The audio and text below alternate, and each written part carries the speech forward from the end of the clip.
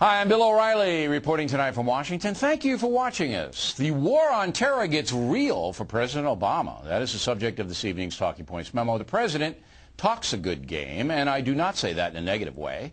His speech to the Muslim world was a big success, as the world press gave him high marks. So once again, the president scores with words. But actions are far more difficult, especially when it comes to the war on terror.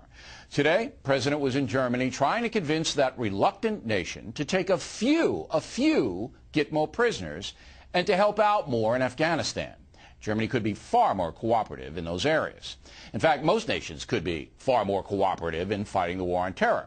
Today, Canada said no to taking any Gitmo prisoners, citing security concerns. Yeah, security concerns. That's why the guys are in Gitmo in the first place.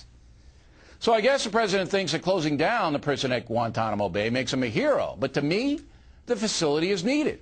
Since it opened, 779 detainees have passed through Gitmo. 540 have either been released or transferred to other prisons.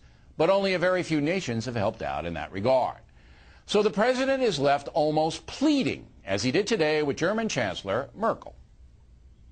We have spoken to the European Union about the possibilities of working with us and helping us in managing the closure of Guantanamo.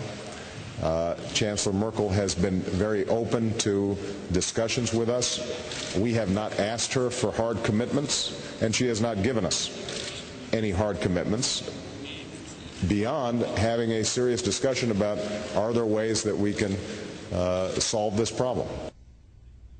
And I hope there are, but certainly President Obama doesn't have the ways to solve the problem.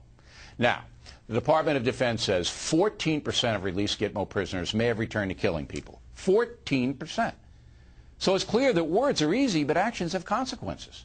Like President Bush, President Obama is realizing the USA is the main force in the world against terror killers. Many other nations are cowardly, and sometimes we have to go it alone. This is painful for some liberal Americans to acknowledge that consensus doesn't always lead to safety and security. As we said last night, President Obama is right to try to engage the world and persuade people to support America. But he is naive, very naive, if he thinks the world will rise up against the bad guys. It will not.